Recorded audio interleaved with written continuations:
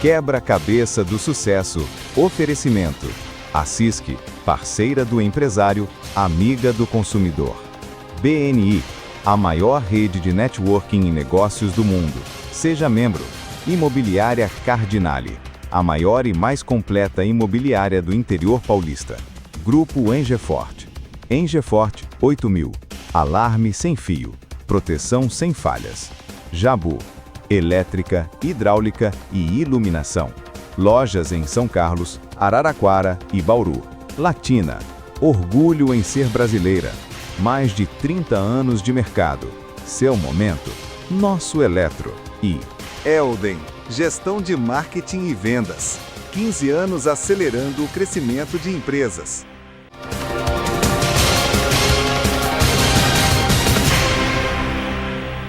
Bem-vindos ao Quebra-Cabeça do Sucesso, mais divertido e desafiador programa de TV e videocast sobre negócios da nossa região. Eu sou a Alessandra Paulillo e hoje eu vou conduzir aqui um bate-papo leve e divertido com informações relevantes para você montar o seu quebra-cabeça do sucesso. E o tema do episódio de hoje é os desafios e as responsabilidades no mercado da cirurgia plástica. O Brasil é reconhecido como uma referência em cirurgia plástica, porque além de ter muitos profissionais que são reconhecidos internacionalmente, é o país líder mundial em quantidade de procedimentos estéticos. Em 2025, já foram mais de 2,3 milhões de procedimentos. A cirurgia plástica está entre as mais de 50 especialidades médicas reconhecidas pelo Conselho Federal de Medicina e conta hoje com mais de 7 mil profissionais. E antes de apresentar o meu convidado de hoje, eu vou passar recado dos patrocinadores, que também são empresas de muito sucesso. Você sabia que a CISC é muito mais que uma associação? Lá o empresário encontra soluções que simplificam a gestão, que dão mais segurança ao negócio e ainda benefícios para valorizar a sua equipe. E tem mais! A CISC conecta a sua empresa a novas oportunidades e fortalece o seu crescimento. É um verdadeiro ecossistema de soluções, feito para apoiar você em todas as etapas da sua jornada. Quer saber mais? É só escanear o QR Code aqui da tela e entrar em contato com a CISC. A CISC, junto com você, para crescer mais. Quando se fala em tradição no mercado imobiliário, a Cardinale é referência. Há 51 anos no mercado de São Carlos e região, conta hoje com 8 filiais espalhadas em São Carlos, Ibaté, Araraquara, Itirapina, Ribeirão Preto e Campinas. A imobiliária Cardinale se destaca por ser completa e por oferecer os melhores lançamentos e empreendimentos. Tudo isso com atendimento personalizado. Comprar, vender, alugar ou investir, tudo isso é na imobiliária Cardinale. E atendimento personalizado você encontra na loja de fábrica da Latina, aqui em São Carlos. É o ponto de encontro entre tradição, qualidade e inovação. No espaço é possível conhecer de perto lavadoras, secadoras, purificadores de água e ventiladores de teto. Tudo desenvolvido para facilitar o dia a dia e trazer bem-estar para a família. A loja de fábrica fica aqui na Avenida Getúlio Vargas, número 2700. Funciona de segunda a sexta, das 9 às 5 e aos sábados, das 8 ao meio-dia. Vale a visita para descobrir como os produtos da Latina podem transformar a sua rotina com qualidade e confiança. Latina, seu momento, nosso Eletro. E chegou o momento de eu apresentar o nosso convidado. Ele é nascido em Araraquara e formado na Faculdade Estadual de Medicina de São José do Rio Preto, onde fez também residência em cirurgia geral e cirurgia plástica. É membro associado da Sociedade Brasileira de Cirurgia Plástica e já realizou mais de 5.000 cirurgias. Casado com a Vlana, pai da Giovana e da Gabriela, ele é o proprietário da clínica Camaruzano. Meu convidado de hoje, Dr. Marcel. Seja muito bem-vindo. Muito obrigado pelo convite. Nossa, cirurgia plástica é o assunto hoje em dia, né? Acho que cada vez mais as pessoas estão cuidando da estética, né? Entendo. Não só por embelezamento, autoestima e tudo mais. Vamos chegar lá. Mas queria falar antes da sua infância, lá em Araraquara, assim. Quais as recordações que você tem daquela época? Eu acho que era uma época onde a gente tinha muito mais liberdade para poder curtir os vizinhos. E eu morei num bairro pequeno na cidade, então eu tinha um grupo de amigos bem extenso, né? Eu acho que eu tive uma infância bem bacana. Então, de brincadeiras daquelas de rua, bola? Tudo, né? Tudo. Então era um grupo bem grande.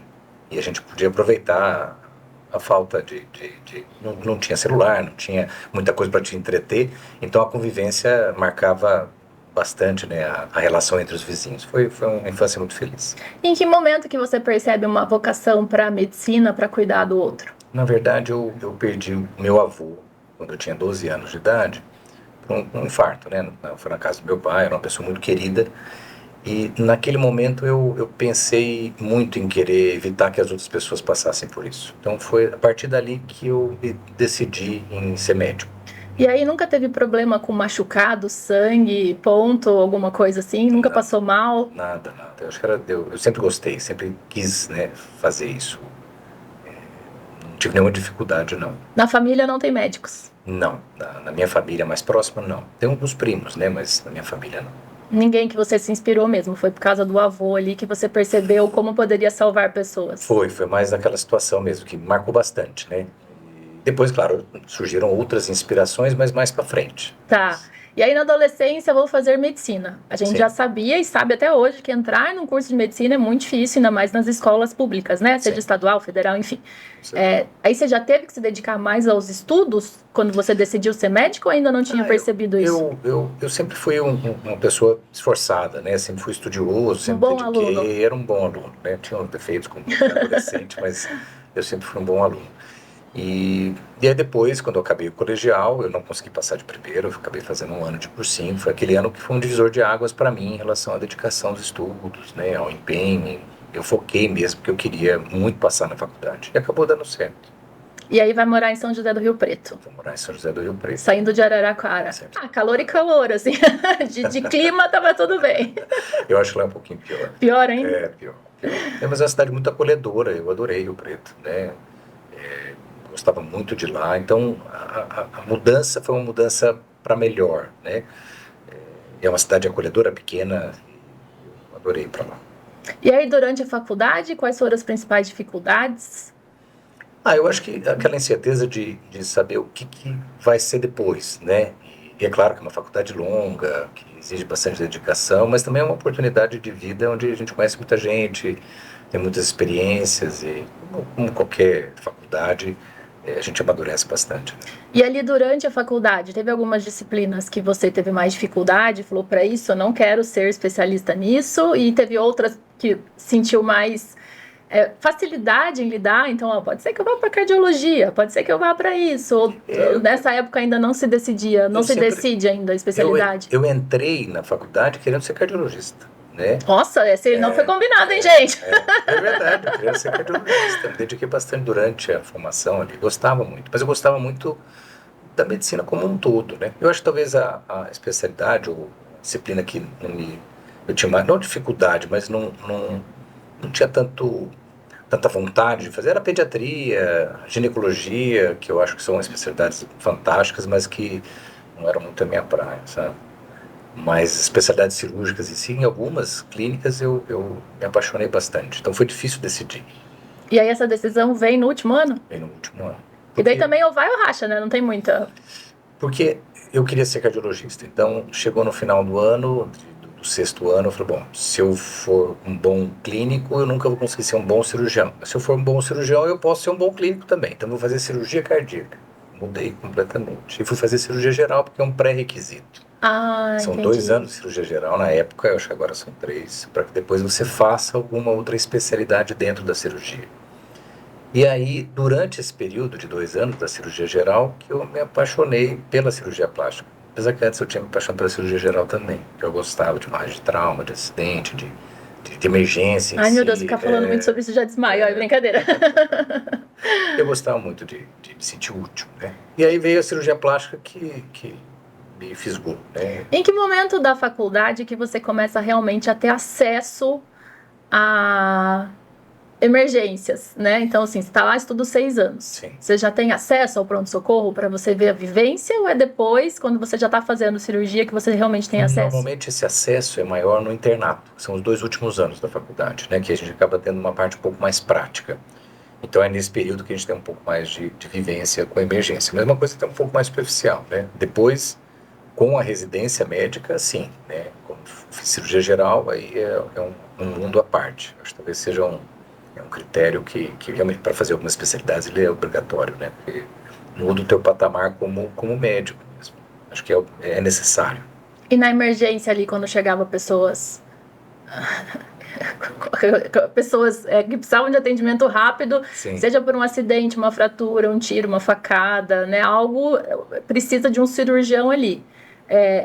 Existia esse plantão que você tinha que estar ali e eles chamavam se precisasse, se você estivesse fora do hospital, ou nesse começo não? O hospital de base lá em Rio Preto é um hospital muito grande, né? Então ele atende as mais diferentes especialidades, inclusive com urgência e emergência, de todas elas praticamente. Então tinha um corpo clínico muito grande, né? E os plantões eram todos presenciais. E na residência trabalha muito. Uhum. Então a gente se dedicava praticamente 20 horas por dia, né? A todos esses trabalhos do residente, né? E a gente fala muito que quando a gente faz algo novo, né, é normal sentir um frio na barriga, ter medo. Como é que era, assim, quando precisava fazer uma cirurgia, que você não tinha total controle ainda, experiência e segurança, dá frio na barriga também, ou dentro daquele ambiente é mais controlado? Lógico, você está no ambiente universitário, né, no hospital universitário, você tem uma retaguarda. Então, eu acho que isso eu passei a sentir mais na hora que eu saí de lá, né? Uhum. Porque eu me cobro bastante. Então, eu sempre tento fazer o meu melhor. E eu sempre acho que o meu melhor ainda está aquém daquilo que eu gostaria de fazer. Isso é bom e isso é ruim, né? É bom porque sempre vai aprender e ruim porque a gente sempre fica se cobrando muito. Eu sou assim, eu sempre fui assim, sempre fui.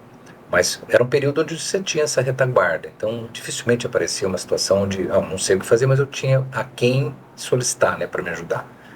E depois, com o passar do tempo, a experiência vai te dando mais bagagem e aí você vai sofrendo menos com isso. E quando você fala em especialização em cirurgia geral, é em qualquer parte do corpo? A cirurgia geral é uma pincelada, principalmente na questão de urgência e emergência, na gastrocirurgia. Então, a gente tinha várias enfermarias, a enfermaria que tratava mais a parte de fígado, de estômago, de intestino, urologia, passava na cirurgia plástica, na cirurgia vascular. Então, a gente passava na cirurgia torácica, um pouco em cada especialidade cirúrgica. Então, mais era a parte abdominal, assim, dos órgãos internos. Isso, não pegava a cirurgia ortopédica, cirurgia neuro, aí era uma outra especialidade para frente. Isso. Era uma outra especialidade, uma outra residência. E ali fazendo tudo isso de cirurgia, né? Que momento que você fala, nossa, quero ir para cirurgia plástica? Eu acho que nos últimos 6 meses da residência, eu acabei acompanhando alguns colegas da cirurgia plástica. E eu me apaixonei muito pela cirurgia reparadora, porque lá em Rio Preto a gente fazia toda a parte de trauma de face, as reconstruções de mão. A cirurgia de mão era da cirurgia plástica, então os grandes queimados, a gente tinha esses acidentes todos, onde a gente tinha que fazer reconstruções mais complexas. E eu achei aquilo lá muito fantástico, né? Porque além da parte estética, a cirurgia plástica ela tem um rol de subespecialidades hoje em dia, que contempla as mais diferentes formas de tratamento. Então, desde uma reconstrução de mama, até o grande queimado, até uma cirurgia estética de nariz, até uma reconstrução de nariz por um tumor. Enfim, aquilo me fascinou, né? Continua até hoje. E aí você continuou lá em Rio Preto ainda, então terminou ali a especialização em cirurgia geral e começou a especialização daí em cirurgia plástica. Isso. Mais 2 anos. Mais 3. 3. Foram 2 anos de cirurgia geral, aí a gente presta uma outra prova, essa outra prova para cirurgia plástica especificamente. Eram 2 vagas na época, e aí são mais 3 anos de residência. A hora que acabou, né, deu uns 11 anos no total, contando com a graduação, aí a gente faz uma prova para o título de especialista em cirurgia plástica, para poder atuar com seriedade no mercado. E essa prova é teórica? É teórica e prática, mas a prática é mais oral, né? Então, umas coisas mais... Mas ela é específica para a cirurgia plástica. Tá, e daí terminei os 11 anos, ufa, acho que agora tô sabendo. Como é que é ir pro mercado de trabalho? Como é que foi? Para onde você foi? O que aconteceu? Então, aí que é o problema, né? Porque você fala, puxa, e agora? Para onde eu vou? Né? Meus pais não têm família... meu pai é bancário aposentado do Banco do Brasil, minha mãe é dona de casa, e sempre foram maravilhosos comigo, mas eu tinha que abrir o meu espaço para aquilo que eu estava fazendo, né? E a gente não sabe para onde vai. E assim como qualquer negócio, você tem que abrir a porta e você vai precisar de cliente, né? E como é que é essa conquista, né? Como qualquer empresa, né? Nesse começo. A primeira coisa é para onde eu vou. Então, fico em Rio Preto, tinha recebido um convite para ficar em São José do Rio Preto, eu gostava muito da cidade. E aí trabalharia na clínica de alguém, isso? Isso, tinha um preceptor, um chefe meu que gostava muito de mim, a gente tinha uma grande amizade e recebi um convite na época, mas a decisão foi não ficar em Rio Preto, porque é uma cidade onde a demanda de trabalho é grande, mas a concorrência é muito maior, né? E aí a gente queria respirar novos ares. E para onde iremos, né? Já tinha minha esposa, já estava casado, né? Tinha casado no final da minha residência. Então vamos voltar agora. Eu tô curiosa, é o momento fofoca. Pausa rapidinho, vamos abrir um parênteses. Em que momento que você conhece a Alana e que vocês começam a namorar? Nós fizemos cirurgia geral juntos. Então, foi na especialização já? Na especialização da cirurgia geral. Então, o primeiro plantão que ela deu foi comigo, né? E aí nós começamos a namorar um pouco tempo depois. Foram 2 anos de cirurgia geral, depois ela foi fazer cirurgia vascular e eu continuei com a plástica. Aí nós terminamos a residência quase juntos, apesar que ela ficou ela acabou 1 ano antes e ficou 1 ano fazendo só a parte de ultrassom, né? E aí acabou tudo e nós casamos lá em Rio Preto. E aí a decisão então agora dobra, né? Para onde vamos, né? Mas para onde eu vou? Porque tinha que ter um mercado de trabalho para os dois aí, né? Ela foi pro vascular, né? Vascular, era cirurgiã vascular. E aí ninguém sabia, para onde eu vou, né? Eu sou de Araraquara, mas Araraquara é uma cidade que eu gosto muito, mas eu me senti um pouco menos à vontade, às vezes, de angariar trabalho lá. Ir para a cidade dela não passou pela cabeça? Ela é de Aracaju, né? Eu não queria ficar muito longe dos meus pais, né? Eu tenho um carinho muito grande pela minha família, então eu queria ficar perto deles, né? E Aracaju não é pertinho assim, né? Que dá para dar um pulinho ali e voltar.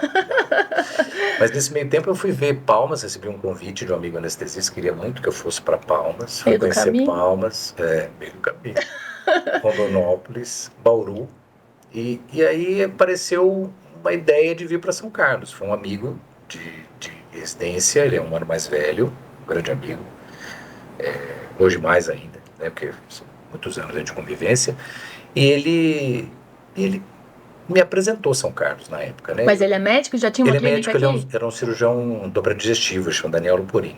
Tá. E ele foi realmente muito, muito gentil em abrir, me apresentar São Carlos, né? E aí acabei vindo para cá. Eu gostei muito da cidade, já conheci um pouco, mas eu gostei da cidade, porque ela é uma cidade de interior, como aquelas que eu já havia crescido, vivido, né? Como Araraquara, como Rio Preto. E aí acabei vindo para cá. E aí começamos, né? Aí chegam os dois aqui, sem consultório, sem cliente, sem paciente, sem família, e aí? E aí a gente abre uma portinha ali, um lugar que a gente alugou um lugar, né? Os dois juntos aí, na mesma clínica? Os 2 juntos, mas nós demoramos uns 6 meses até ficar tudo pronto, porque é tudo mais difícil, né? Mas faz parte, eu acho que isso deixa as conquistas mais saborosas. Mas né? Essa é a ideia do programa, é mostrar que para chegar lá ralamos muito e passamos por dificuldade também, né? Sim. E aí nós montamos esse consultório, um consultório mais simples, e nós começamos lá, né? As primeiras E como é que faz para conquistar os primeiros clientes? Porque tem muita coisa também, eu falo de ética profissional, que na medicina vocês não podem fazer tanta propaganda, tem alguns, né, requisitos ali. Então fica mais um pouco difícil para começar, né? Como é que o médico começa? Então, na verdade, naquela época ainda, onde a publicidade médica era mais restrita ainda. Hoje existe uma certa flexibilidade, mas lá na época era mais restrito. Isso era 2007, né? Na verdade, nós tivemos uma referência, que é a doutora Margarida Bota, Margarida Tavares Bota, que coincidentemente era amiga de turma do meu chefe, Dr. Bozola, em São José do Rio Preto. O Dr. Bozola tinha ligado para ela, falou, olha, vai um aluno que eu gosto, né? Cuida gostaria disso. E ela foi uma mãe pra gente, né? Nos recebeu muito bem, assim. E os primeiros pacientes foram indicações dela. E eu tive outros pacientes que eram amigos de infância ou conhecidos de infância de Araraquara, que vieram para cá. E assim começou, né? Opera um, depois opera o outro, vai divulgando um pouco do trabalho. Claro que é tudo muito devagar, né? Às vezes a gente pensa, será que tá certo? Será que eu escolhi de forma correta?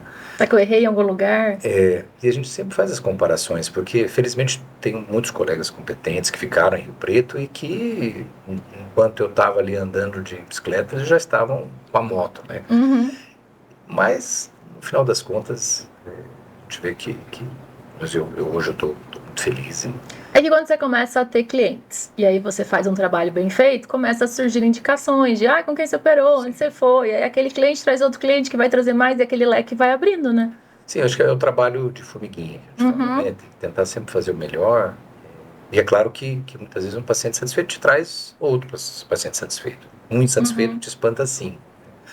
E a gente tenta sempre fazer o melhor. E isso foi uma constância ao longo dos primeiros anos. Que E felizmente, nesses primeiros anos você fazia qualquer tipo de cirurgia plástica? Ou você tinha uma especialidade, vou começar a fazer mama, vou pro nariz? não.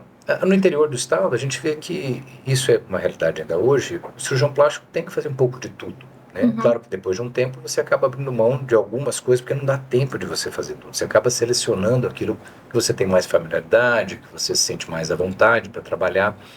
Mas no começo, claro, a gente fazia de tudo. Tanto a parte reparadora, a parte estética, tudo. Um pouco de tudo, sim. Uma coisa que eu só não tinha parte de transplante de cabelo, né? Que é uma coisa que eu até fiz um curso. E que tá crescendo muito, né? Muito. Naquela época não tinha tanto. Mas, e também o resultado não era bom. Eu lembro meu pai vai me matar agora, mas há muito tempo atrás. A minha família já tem essa genética da calvície. Sei. E meu pai fez, mas eu já sei, mais de 20 anos atrás, 30 anos atrás, eu lembro que eu era pequena. E aí não deu muito certo, eu lembro que ele morreu de dor, foi um negócio que não funcionou. E hoje em dia eu já conheço pessoas que fizeram e tá ótimo, ninguém diz, né, que é transplante hoje em dia. Hoje são fantásticos mesmo, sem dúvida. As coisas melhoraram muito. Mas na época eu fiz um curso em Curitiba, quando eu saí, falei, puxa, de repente é uma área interessante, quase ninguém faz. E eu fui em Curitiba, eu já estava em São Carlos, falei, vou montar. Mas é uma estrutura que demanda uma quantidade maior de colaboradores, no começo seria mais difícil. E eu sempre gostei da cirurgia plástica. Então, assim, nada contra quem faz, pelo contrário, acho que tem a competência, tem que ter a habilidade, mas é monótono. Para quem sempre gostou de tudo dentro da medicina, você fica lá 6, 7 horas. Numa única. E 6, 7 horas você longa, fazendo o transplantezinho de cabelo, pelo menos para mim. E aí começa a crescer o número de clientes e vocês pensam em ter um prédio dos sonhos. Em que momento que vem essa decisão? Eu acho que desde quando a gente chegou aqui. Eu sempre tive na minha cabeça que eu queria, antes de fazer a minha casa, eu queria fazer o meu local de trabalho, o meu local. Quando nós chegamos aqui, a gente alugou um espaço, a gente reformou um espaço pequeno que eu te falei, mas eu sempre tive esse sonho de construir alguma coisa minha, né? E aí foi quando em 2012 para 2013, até por indicação de um colega que falou assim, por que você não... Eu sempre via, era engraçado que eu sabia mais os imóveis disponíveis aqui no centro de São Carlos do que os próprios corretores, porque eu sempre fui procurando, né? Mas nunca tinha dado certo, até que eu vi esse terreno, lá no Faber, né, no Parque Faber, que era uma área bacana da cidade, né, uma área planejada, bonita, e eu falei, podia ser aqui. E ali nessa região, a gente tá falando de 10 anos atrás, não faz tanto tempo, nada, mas não tinha nada. Não tinha nada, tanto é que quando eu comprei, muita gente falou, mas você é doido, comprar lá, fazer lá, as pessoas vão até lá. Eu falei, olha, na verdade você não acaba não escolhendo o médico porque você olhou a placa dele, né? Então já tinha uma clientela pequena, mas já tinha, né? E a acessibilidade lá é muito boa. Então, falei, bom, tem tudo para dar certo. E aí foi quando a gente começou, né? Para quem ainda não se localizou, fica na região ali atrás do shopping, né? Isso, perto do Tríade ali. Isso, perto dos condomínios também, nobres da cidade e tudo mais. Já tem escola lá agora, né? Sim, a cidade cresceu muito para aquele lado. É uma área pujante ali, em relação à construção. Tá? E fazer uma obra daquele tamanho? Não foi fácil, né? Não foi fácil. Foram alguns anos aí de bastante dedicação, de bastante trabalho, algumas dificuldades, algumas intercorrências aí no caminho, né? Como pessoal. Quando você fala de dificuldade financeira, de ter que parar, continuar? De parar, tive alguns problemas na construção. Infelizmente, na ocasião, quem estava construindo teve alguns problemas financeiros. E a construção nunca é aquilo que falam pra gente, né? Se você vai gastar 1 milhão, não dá 1 milhão, você já se guarda, né? Já guarda e faz uma poupança, porque nunca é o que eles falam. Mas eu aprendi na dor, né? Todo mundo aprende na dor. Por mais que você tente se organizar para poder dar seguimento, é sempre uma surpresa. Mas aí a gente terminou. Nós terminamos em 2017 e inauguramos o prédio na primeira semana de 2018. E foi, para mim, um motivo muito orgulho pessoal, né? Para mim, para minha esposa, para minha família. Eu já tinha minhas filhas, então eu sei o quanto aquilo foi custoso para mim em termos de todos os sentidos, não só financeiro, mas pessoal, também, dedicação. Mas foi a realização de um grande sonho, assim. Acho que fui privilegiado por Deus por poder proporcionar aquilo para minha família e para as minhas pacientes. E parabéns, porque é lindo demais, né? Obrigado. E aí... Você está convidada. Muito obrigada. 2018, então, termina? Nós começamos em 2017, termina, e 2018, começo de 2018, a gente abre as portas. E aí, alguns meses depois, veio uma pandemia. Foram os 2 anos, né? A gente trabalhou bastante nos primeiros 2 anos, depois veio a pandemia. E aí? E aí é o desespero, né? Porque lá nós são mais 7, 8 colaboradores, né? São as minhas funcionárias, tudo. São pessoas que eu gosto muito, são muito engajadas, dedicadas. Então, minha grande preocupação, lógico, era poder manter toda aquela estrutura funcionando. Foi uma parte muito difícil, né? Mas era uma época que não podia fazer cirurgia? Ou as pacientes desistiram? Como é que era, legalmente falando? Podia fazer a cirurgia, só que assim, não tinha lugar para fazer. Porque o hospital fechou, então aonde eu ia operar? Lá, hoje a gente tem centro cirúrgico na clínica, mas antes eu não tinha. Tanto é que eu acabei fazendo o centro cirúrgico na segunda etapa em virtude disso, que vai que vem o pandemia do Marco. Eu me viro aqui, né? Pelo menos sem eu tenho para depender onde de correr. Naquela ocasião não tinha. Então foram alguns meses que a gente não tinha aonde trabalhar. E começaram a aparecer mais pacientes, por incrível que pareça. Porque aquelas pacientes que, as mais velhas não, mas as mais novas, ou aquelas pacientes que começaram a trabalhar home office, não tinha mais que ir à faculdade, elas queriam fazer cirurgia plástica. E foi uma época onde a gente tinha a pandemia, mas não era aquela pandemia de 2021, era aquele começo, né? Onde a gente tinha uma seleção maior, né, dos pacientes que estavam sendo internados. Tanto é que foi um período que a gente trabalhou bastante, mas a grande dificuldade é aonde trabalhar. Eu vi uma matéria, e aí você está reconfirmando isso, falando que a pandemia gerou uma demanda muito grande por maquiagem, procedimento estético, muito por conta das reuniões online, porque as pessoas passaram a se ver no Zoom. Então, você está numa reunião online, você olha seu rosto, você vê todas as suas rugas, você vê que seu nariz está torto, você vê que a boca não está do jeito que você quer. É verdade. E as pessoas não tinham tempo de olhar no espelho com tanto detalhe. E que ali na pandemia surge uma série de demandas para estética que antes não tinha, né? Que louco isso. Exatamente. E você está falando isso, muita gente foi buscar. E ao mesmo tempo se conciliou essa vontade com a possibilidade de fazer o procedimento, porque o tempo de recuperação no tempo de recuperação não seria necessário um afastamento grande. Uhum. Você podia se afastar dentro de casa, trabalhando. Uhum. E aí houve uma demanda que me surpreendeu, porque os primeiros 2, 3 meses foram assustadores. Tá? Acho que ninguém sabia o que vinha, né? E aí aquele medo, como é que eu vou manter a estrutura, como é que eu vou manter meus funcionários, como é que eu vou conseguir, porque eu como médico, eu nunca, como são os profissionais liberais, não tenho patrão, mas eu nunca me vi desempregado. Uhum. Naquela situação eu me vi desempregado, não tinha emprego, não tinha trabalho, né? E aí, o gerador de empregos também na clínica ali, né? Então, além de eu estar desempregado, eu vou desempregar mais um monte de gente junto. Então, esse começo foi difícil. Eu sentei com todas elas na ocasião e a gente definiu, olha, gente, 2 alternativas, ou eu trabalho ou eu trabalho.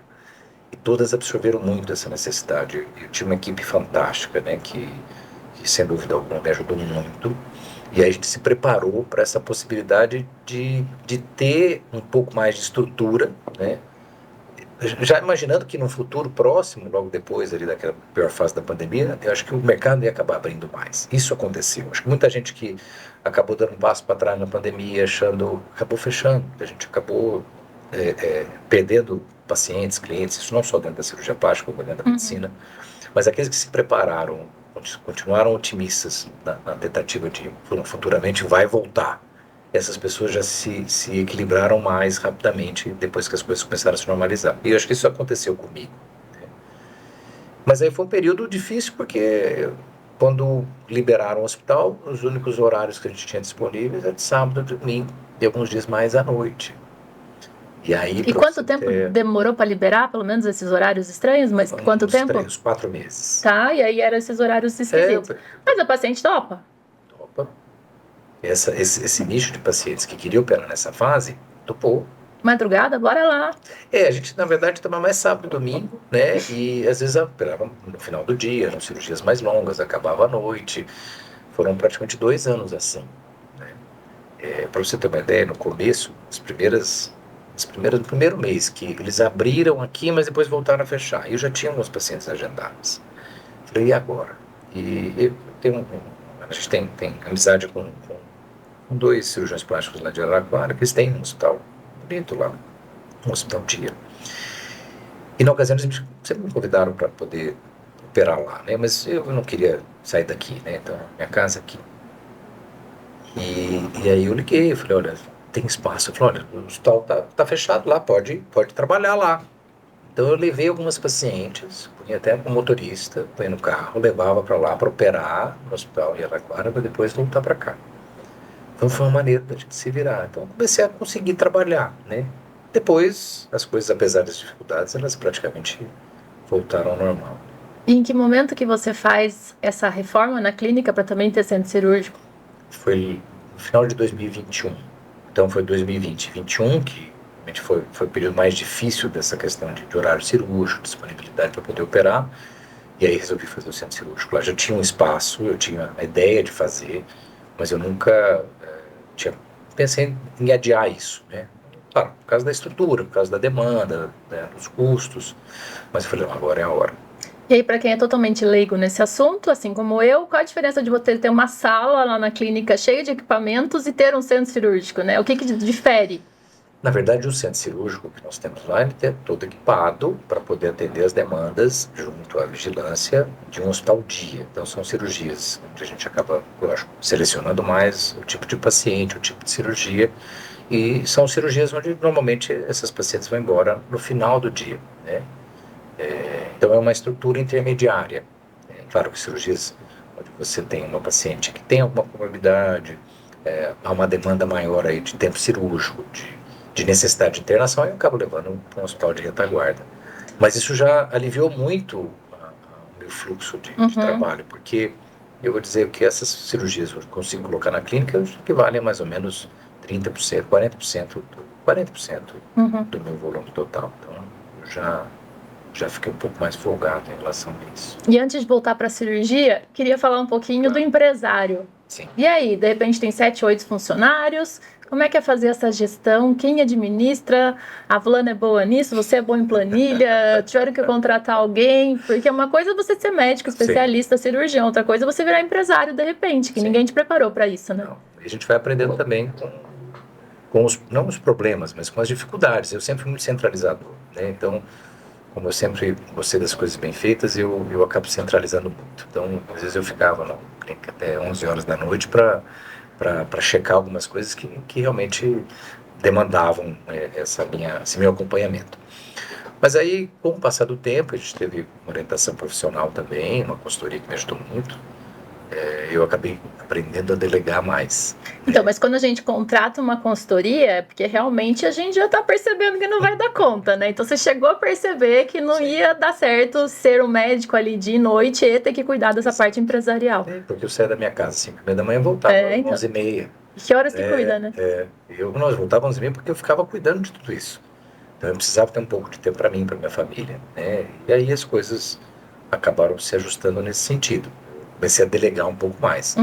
E a gente acaba sempre tentando renovar, tentando melhorar, e é uma constante evolução, né? Porque, claro, São Carlos é uma cidade já grande, pujante, existem ótimos cirurgiões plásticos também na cidade, e a gente tem que tentar ficar sempre ali, né? E voltando para a cirurgia agora, você sente uma mudança no número de homens e mulheres que procuram a cirurgia plástica? Porque eu imagino que lá atrás, quando você abriu o consultório, era a maioria mulheres. Sim. Só que hoje eu vejo vários homens buscarem isso. Eu falo por quê? Porque eu tenho uma loja de roupa masculina há mais de 20 anos. E eu percebi a mudança muito nítida na vaidade, no cuidado, autoestima. Antes ele ia na loja, se a camisa servisse, ele queria uma branca, uma amarela, uma azul, do mesmo modelo, ele nem olhava se caía bem, se estava grande, estava largo. Hoje não, ele prova, ele se olha no espelho, tem mais slim, tem assim, o tecido. Então mudou muito o perfil de comportamento do homem, né? Mudou. Para a cirurgia plástica também? Também mudou, sim. Hoje tem uma demanda muito maior, né? Claro que os procedimentos são proporcionalmente um pouco menores, né? No sentido de... A mulher já é mais corajosa, né? O homem não que ele não seja, mas ele é menos, né? Com certeza. E aí o que se busca mais, o que em termos de procura para a cirurgia dos homens é mais rinoplastia, otoplastia. Vamos lá, rinoplastia ou nariz? Isso. Otoplastia, orelha. Cirurgia plástica da orelha. Pálpebra, né, que é a blefaroplastia. Que é a mais famosa de todas. É uma das mais realizadas. Eu acho que entre os homens é uma das mais realizadas.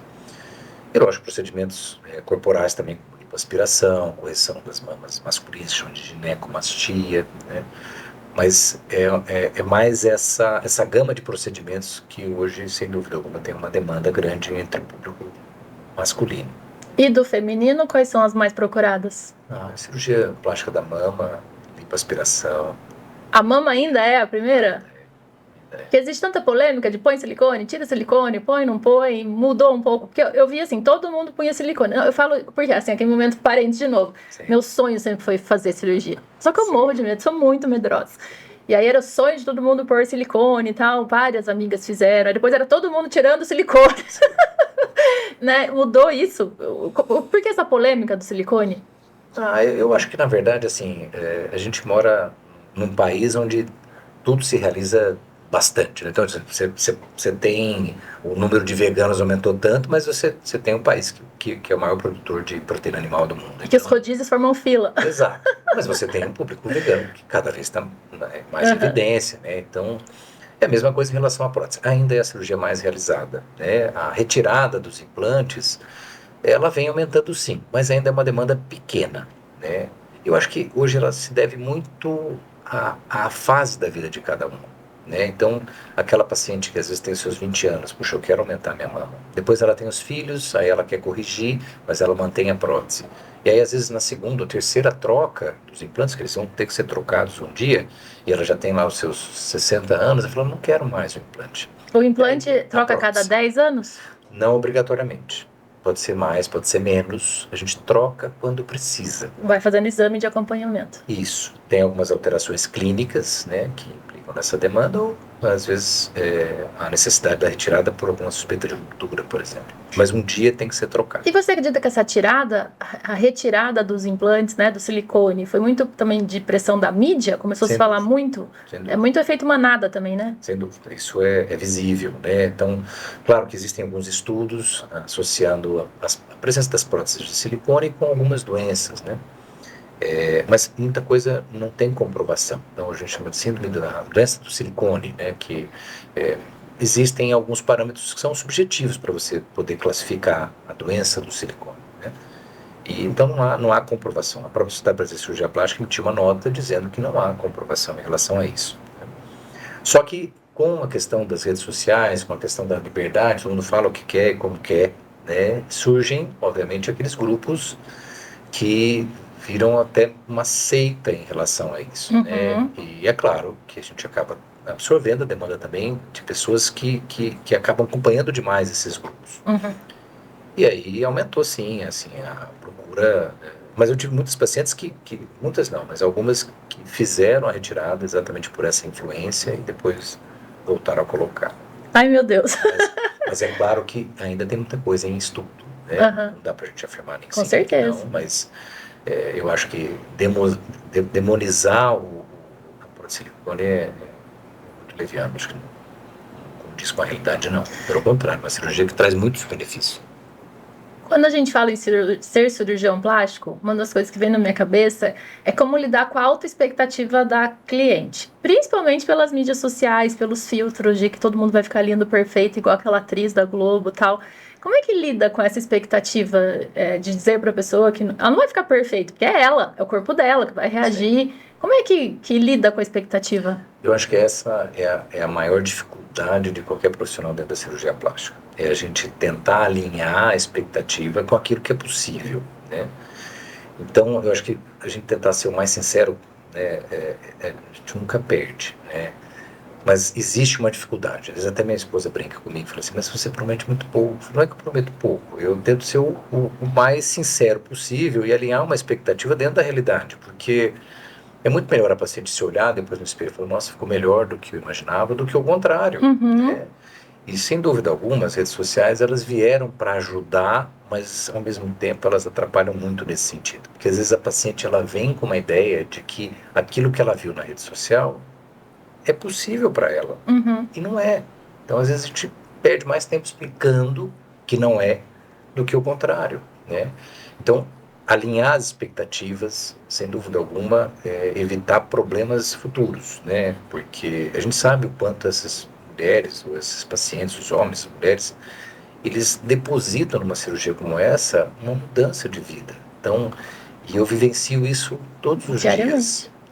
Que eu imagino que uma frustração para um procedimento como esse, que demanda custo, demanda um custo pessoal, demanda todo um pós-operatório, quanto uma frustração deve ser muito triste, né? Deve ser danosa, penosa para quem busca. E em contrapartida, tem aquela paciente que te busca para fazer uma cirurgia. Vou lá, eu quero operar meu nariz, porque meu nariz é gordo, porque meu nariz é feio. Você fala, Alessandra, seu nariz é normal. Você fala não para algumas pacientes? Falo sim. Acho que essas pacientes sabem muito bem disso. Às vezes é engraçado, porque tem umas que eu começo a falar, elas já falam, eu sei que não vai ficar assim, vai ficar, pode fazer. Mas eu falo sim. Eu acho que, como eu te falei, a gente tentar ser o mais sincero possível, né? Às vezes eu sou franco ao ponto de falar, olha, talvez outro colega mais competente, mais experiente possa fazer mais por você do que eu não consigo te dar aquilo que você busca. Não, porque às vezes a pessoa tá tão louca por cirurgia que ela não tem mais o que operar e ela tem um nariz bonito e ela quer operar o nariz, aí a orelha dela é perfeita, não, eu quero operar minha orelha, aí você tem que falar, não, você tá com desvio de imagem, tá tudo bem com você, Sem né? dúvida, sem dúvida. Não, isso é importantíssimo, você tentar fazer esse alinhamento, né? Eu falo não. Hoje em dia eu venho falando cada vez mais, sabe? Mas muitas das minhas pacientes que já vão várias vezes, já fizeram outras cirurgias, já conhecem meu perfil de trabalho, né? Sempre, e o que for possível fazer, sempre eu tento fazer. Tudo aquilo que está dentro das minhas possibilidades, de tentar melhorar, às vezes eu sou até insistente demais naquilo que eu quero melhorar. Às vezes a paciente nem, não, tá tudo bem, mas eu quero, vamos fazer mais isso? Eu acho que vai ficar melhor. Mas o contrário... Agora você falou uma coisa que me fez pensar, toda cirurgia plástica dá direito a um retoque? Por exemplo, eu fiz uma cirurgia plástica e não ficou tão bom, ou eu não achei, ou você não achou. Eu tenho direito a um retoque? Não existe isso. Tipo, uma garantia, entre aspas? Eu acho lógico. Ou é um combinado entre o médico e a paciente? A relação cirurgião plástico-paciente é uma relação comercial, né? Então, é claro que a gente tem... O paciente está respaldado pela lei do direito do consumidor. Eu acho que, claro, toda paciente acaba assinando um contrato, né? É uma prestação de serviço.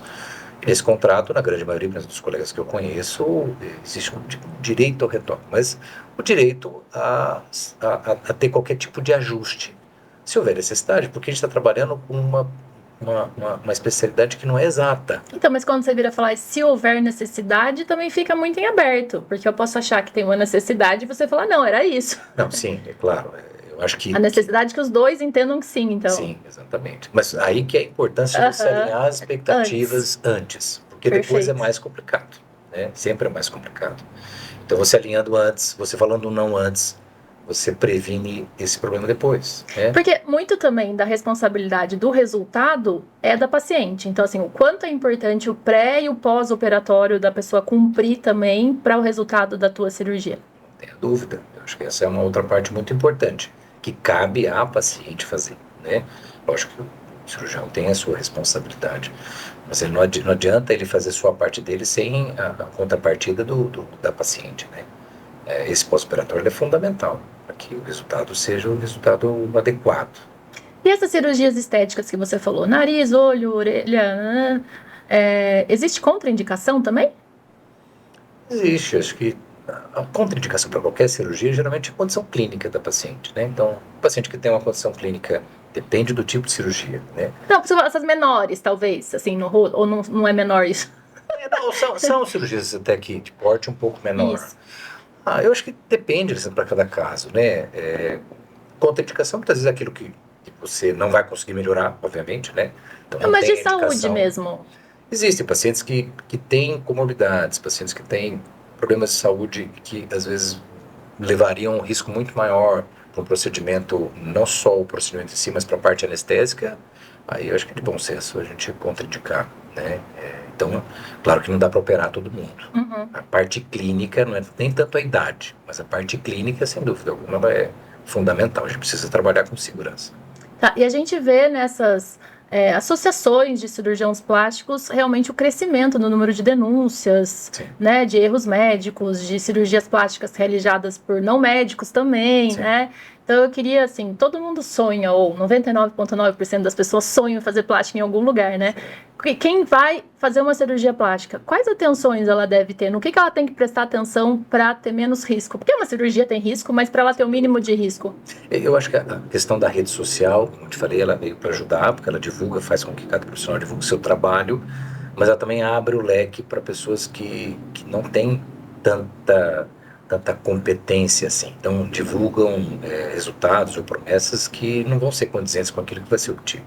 Então, acho que a primeira coisa é saber se o profissional é um profissional dentro da cirurgia plástica, associado à sociedade, tem um título especialista da Sociedade Brasileira de Cirurgia Plástica. Como que a gente faz para saber disso? É só entrar no site da Sociedade Brasileira de Cirurgia Plástica e aí tem lá um ícone Encontre o seu médico. Perfeito. E você consegue saber se ele é titular, né? Se ele é especialista, que tem os dois títulos, titular e o título especialista da Sociedade Brasileira de Cirurgia, da Sociedade Brasileira de Cirurgia Plástica.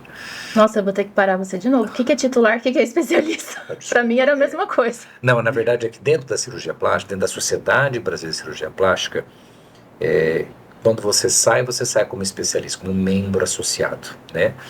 E aí, se você quiser, depois de 2 anos, do título de especialista, você pode procurar uma publicação, né? Você faz uma publicação e você se torna titular. Perfeito. É como se fosse um filtro dentro da própria sociedade. Então o titular está acima do especialista ali em experiência. Sim, não em experiência. Tem um trabalho, né, dentro da cirurgia da sociedade, sim. Mas acho que a questão da experiência é relativa, né? Tá. Mas enfim, dentro do site você consegue saber se o teu cirurgião ele faz parte ou não. E eu acho que o segundo, que é o mais importante, é saber as referências. Quem já operou, né?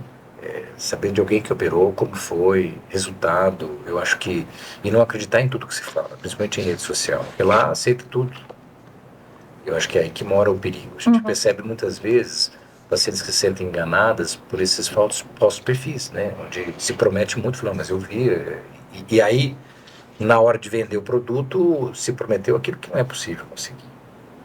E como a rede social virou uma verdade, né? A gente, quando percebe, você está envolvido. A gente tem que trazer a razão de volta, né? Vamos falar mais sobre cirurgia, só que chegou o momento de eu te passar um desafio, que é você escolher 3 peças de quebra-cabeça, essas palavras que estão sobre a mesa. Pode mexer, pode fazer bagunça, pegar 3 peças, eu vou dar recado de patrocinador e eu volto para saber quais as peças que você escolheu. Tá joia? Quem a gente ama, a gente protege. Com os alarmes sem fio da linha Engefort 8000, sua família fica muito mais segura dentro e fora de casa. A instalação é rápida, limpa e com alta tecnologia. Mais tranquilidade, mais controle, mais cuidado para você e para sua família. Peça uma simulação gratuita. Em menos de 24 horas eles vão te atender e sem compromisso. Proteja-se com quem sabe proteger. Entre em contato com o grupo Engefort. Quer saber como funciona o BNI? A maior rede de business networking do mundo. Os membros se reúnem semanalmente por 90 minutos para gerar oportunidade de negócios e apoio mútuo, com a premissa de que ajudar os outros a obterem o sucesso levará à reciprocidade e ao próprio crescimento profissional. A participação ativa e adesão a princípios como aprendizagem contínua, atitude positiva e responsabilidade são garantia de sucesso. Quer mais informações? Entre em contato pelo site www.bnibrasil.com.br. A Helden é uma agência de marketing que se destaca por unir experiência e metodologia. Ao longo desses 15 anos, construiu uma trajetória marcada por resultados consistentes. O trabalho da agência é baseado numa visão estratégica. Compreender o mercado, avaliar o posicionamento da marca e desenvolver ações de marketing e venda com soluções online e offline que conversem diretamente com o público-alvo. Por isso, quando se busca um parceiro confiável e comprometido com o resultado, a Helden é a agência certa. Decoração é a arte de transformar espaços em histórias. Cada detalhe escolhido tem o poder de transmitir personalidade, criar memórias e tornar a sua casa um verdadeiro reflexo de quem você é. A Casa e Decor da Jabu te faz encontrar peças que unem sofisticação e significado. pensada para transformar ambientes em lugares cheios de estilo e aconchego, porque decorar é muito mais que embelezar. É escrever histórias em cada espaço. Jabu, tudo em um só lugar: materiais elétricos, materiais hidráulicos, iluminação, decoração e bem-estar. Conseguiu escolher as suas peças? Foi muito difícil. Por isso que é um desafio. Essa é a minha fala. Aquela pode ser quatro.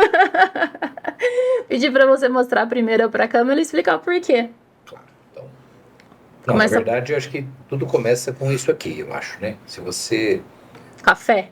Eu acho que você ter a esperança e acreditar que Deus, claro, que eu sou uma pessoa que tem isso comigo, né? E que tudo é possível desde que você faça o correto, você não prejudique ninguém, você sempre busque ajudar as pessoas que estão ali próximo de você, fazer diferença na vida dos outros, né? E eu acho que a fé é o começo. E eu acho que sem a família, sem você ter uma estrutura dentro da tua casa, um parceiro, uma parceira que está ali sempre te ajudando com tudo. Principalmente nos momentos difíceis. Sem dúvida. E nessa caminhada toda, que é uma trajetória, né? Isso aqui deixa tudo muito mais fácil, né? E assim, se você não tiver amor por aquilo que você faz e amor para quem você faz, também as coisas não, eu acho, na minha concepção, não se materializam, sabe? E fica muito mais difícil, fica muito mais pesado, né? Porque eu fico praticamente 2/3 do meu tempo dentro do meu trabalho e 1/3 nem isso dentro da minha casa. Uhum. Então, se você não tiver amor por aquilo que você faz e para quem você faz, também as coisas acabam não tendo muito sentido, né? E claro que a determinação, né? Eu acho que nada vem de graça, né? Então você precisa se dedicar e acreditar naquele teu sonho, naquele teu princípio, naquilo que você busca, porque a vida é tão rápida, né? Então, para você fazer diferença, eu acho que você tem que se dedicar, não tenho dúvida. Quando você fala em fé, que momento que você se conecta com ela? Você é daquelas pessoas que faz oração de manhã, de noite, vai à missa, vai ao culto? Que momento que você mantém isso forte dentro de você? Na verdade, sempre que eu vou, sempre, desde a minha época de formação, antes, na época que eu fiz cursinho, eu sempre fiz as minhas orações, né? Eu nunca fui uma pessoa tão religiosa, mas eu sempre tive muita fé. Me tornei mais agora, né? Mas esses últimos anos eu me tornei muito mais fervoroso, assim. Mas eu sempre, antes de operar, sempre antes de fazer qualquer procedimento, eu sempre procuro pedir iluminação para ele, sabe? Aham, perfeito. Vamos voltar para falar de cirurgia, então? A gente vê inteligência artificial chegando, robô chegando na cirurgia. Como é que você imagina o futuro da cirurgia plástica?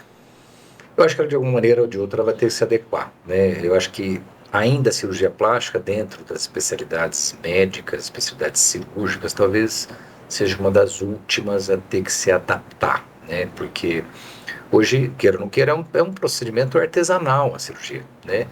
E é claro que ainda ela vai estar diretamente ligada com a competência do cirurgião. Mas a gente já tem alguns casos dentro da própria cirurgia plástica onde você usa, por exemplo, cirurgia robótica, né? Então, tem algumas cirurgias onde você pode usar, por exemplo, cirurgia do abdômen, onde se fecha a musculatura, que a gente faz via aberta. Existem alguns colegas já fazendo isso por via robótica, para ter uma incisão menor. Então, no rosto ainda não existe. Para cirurgia plástica, que eu saiba, não. Tá. Mas para outras especialidades de cabeça e pescoço, por exemplo, sim. A cirurgia robótica é uma realidade. Meu pai descobriu recentemente um câncer de pâncreas e aí ele teve que fazer a cirurgia, né? Acabou fazendo lá no Einstein, robótica, né? E aí você fala, gente, aonde que a medicina chegou, né? Sim. E o que vem pela frente ainda? Porque foi muito rápido tudo isso, né? E aí quando a gente pensa pra cirurgia plástica também, sabe com um robozinho que vai cortar a nossa pálpebra?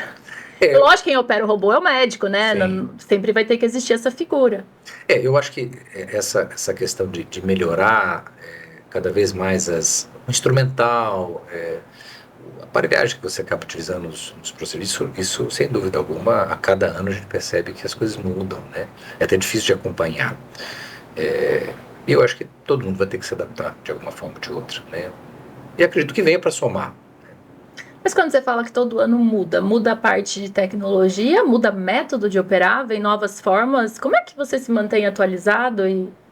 Eu acho que o volume de informação ele vem aumentando muito para todo mundo nesses últimos anos, né? Então, é claro que através dos congressos que a própria especialidade oferece, existem muitos cursos dentro da cirurgia plástica que a gente tem que fazer de uma maneira ou de outra para poder se atualizar. E as coisas mudam de um ano para o outro, mudam. Principalmente essa parte de tecnologia. Tecnicamente, claro que tem muita coisa ainda consolidada, né? Que as mudanças são mudanças mais sutis daquilo que eu aprendi na minha residência. Eu já tenho 17 anos, 18 anos que eu terminei a residência de cirurgia plástica. Tem muita coisa que eu faço completamente diferente. Mas isso é claro que é experiência. E também o surgimento de novas táticas cirúrgicas. A questão da informação, ela facilitou muito, né, o desenvolvimento da ciência em si. E a cirurgia plástica não é diferente. Quando a gente fala, você falou que lá atrás tinha mais dificuldade com marketing, né? Sim. E hoje você tem uma abertura um pouco maior, Sim. né? Que a gente vê muita informação, inclusive de muitos médicos, né? O que pode, o que não pode fazer na rede social e quanto a rede social hoje é importante para o médico? Eu acho que a rede social é importante porque quando você... É como se fosse, se você for procurar qualquer tipo de serviço, você vai sempre saber como é, né? Você quer ter uma primeira apresentação daquele serviço que você vai procurar. Eu acho que o médico não foge a isso, né? Então a rede social é uma oportunidade de alguém, puxa, eu quero, quem que é esse médico? Vou lá ver. É uma Então, páginas amarelas com foto agora. Exato, Gente, muita gente não vai saber do que eu tô falando, páginas amarelas, né? Uma geração mais nova aí. Procura no Google o que foi páginas amarelas. Mas é uma páginas amarelas com foto ali. Exato. Então é uma maneira de se apresentar, né? Porque antes, lógico, a indicação, boca a boca, é muito forte, né? Mas até você criar um certo corpo nessas indicações demora. Então acho que a rede social hoje ela permite essa divulgação, né? Mas ao mesmo tempo, o que é problemático é aquela divulgação de maneira mais mentirosa, né? De uma maneira até um pouco imprudente, que cria uma expectativa fora da realidade. Então, hoje, dentro da publicidade da cirurgia plástica, você tem a opção de colocar antes e depois, mas existe a necessidade de alguns ajustes, né? De algumas informações para poder esclarecer aquela pessoa que está vendo de que aquilo é um resultado para aquela paciente. Isso. Né? Então, na tentativa de diminuir essas falsas promessas. Mas é muito complicado, sem dúvida alguma, você acabar observando tudo isso, né? E, de certa forma, vendo o que é real, o que não é. Né? Mas a publicidade, eu acho que ela mudou bastante nesse sentido, permitiu você divulgar o teu trabalho um leque muito maior de regiões, porque hoje em dia não existe mais distância. Uhum. Então, eu tenho pacientes que vêm de fora, né, e conhecem meu trabalho, claro, também pela indicação, mas a rede social ela acaba contribuindo, né, e é claro que essas pacientes que acabam vindo, vêm pela própria rede social, são poucas, mas vêm. Isso permitiu que você ampliasse, os outros colegas também ampliassem esse leque de opções de público fora da própria cidade. Aí você fala assim, nossa, mas eu já tenho que operar o dia inteiro, aí eu tenho que administrar minha clínica, ainda tenho que gravar vídeo de conteúdo para rede social, né? Porque o médico também ele acaba tendo que trazer um pouco de conteúdo, algumas explicações em alguns vídeos, né? Você coloca isso dentro da sua rotina? Então eu não Tá tanto, difícil. Eu não tenho, vou falar para você que é uma coisa que as pessoas me cobram muito, né? Todo mundo, poder, né? Não dá tempo, gente. De poder, mas teve uma época que eu criei um pouco de rotina em relação a isso, mas depois não deu mais para continuar tão assíduo assim, né? As pessoas me cobram, mas você não vai falar, vou colocar mais antes, depois, e eu ainda estou tentando amadurecer isso, né? O quanto a saúde do médico é importante para o resultado da cirurgia? Eu falo assim, a tua atenção, você está ali extremamente focado, com o reflexo em dia, noites mal dormida, o quanto a tua saúde interfere e como que você cuida da sua saúde? A saúde, claro, se você não estiver bem, é muito difícil você fazer qualquer tipo de atividade. E a cirurgia, quer ou não quer, ela demanda um desgaste físico e emocional muito grande. Então, às vezes eu fico lá 5, 6 horas, né, numa mesma cirurgia, tirando o desgaste emocional, né? Mas, assim, eu acho que como eu foco tanto eu não sei, eu consigo concentrar de uma maneira que às vezes eu até me surpreendo, eu não sinto o tempo passar. Claro que eu acredito que futuramente essa conta vai chegar, né? Porque não tem quase dor nas costas, mas não tenha dúvida que o tempo vai passando e a ideia é tentar cuidar um pouco mais disso. Eu acho que a maneira de você prevenir é com atividade física. Hoje eu faço fisioterapia, voltei a fazer atividade física. Quero te agradecer muito, nosso tempo tá acabando, foi um prazer te ter aqui. Não, o prazer foi todo meu. E a gente se vê então na próxima peça desse nosso quebra-cabeça.